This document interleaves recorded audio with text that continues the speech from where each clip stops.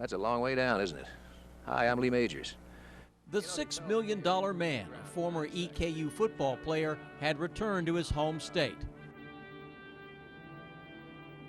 This was the first film in a major city in Kentucky, first time in Lexington. Word got out that one of the movie scenes included an accident. For the final day's filming, George Kennedy is to fall from this building to his death. His fall will be done by Hollywood motion picture stuntman A.J. Bakunas.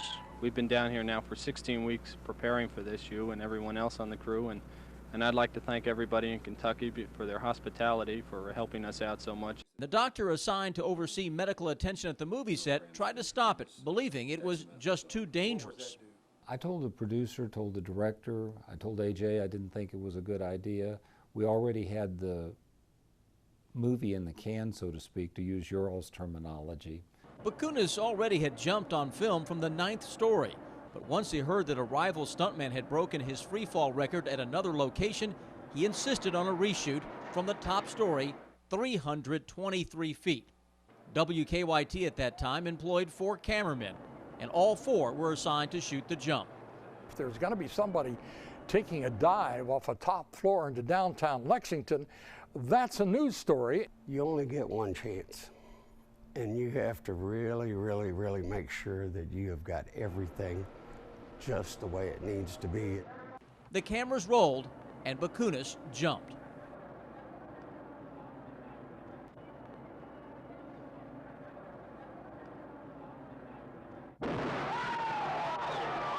Blanton says almost immediately he could tell something was wrong. When he hit, the ground shook beneath my feet. Chalkley couldn't be there at the time. He was working the emergency room at Good Samaritan Hospital, but he had one of the paramedics relaying play-by-play on a walkie-talkie. They initially said that he had, that everything was okay, and then there was kind of an oh my gosh moment when they realized that the airbag had ruptured. Traveling at a speed of about 115 feet per second, Bakunas had crashed through it. Incredibly, he was alive, but critically injured.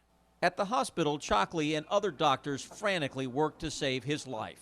Just really suffice it to say that he's really in critical condition. But when he initially presented to the emergency room, he grabbed my arm with a look of desperation. He grasped me really hard. He was a strong guy. And it was a very dramatic thing, but you can see in his eyes the fear and the fact that he recognized me and he was looking to me to help him. Bakunas' head and other organs were intact, but his lungs were too badly damaged. He died the next day. Mr. Bakunas died at 9:45 a.m. this morning. His lungs had been very hurt by the fall, and that ultimately led to his demise because he had so much pulmonary damage. The excitement that had gripped the town gave way to sadness. People who never knew A.J. Bakunas still seemed to feel the loss. The city took a real and personal interest in it, and there was definite sadness when the accident happened. What was going to be a glorious moment suddenly became a horrific event. I'm still disappointed in myself that I couldn't have done more to prevent the jump. I'm always disappointed in myself when things turn out badly. The tragedy was rendered all the more chilling by the comment delivered by Lee Majors following his interview with Bakunas just before the jump. Now go on back and keep preparing because I want to keep you around.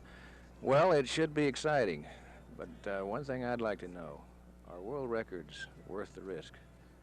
It's obvious to A.J. Bakunas that it is. We'll see.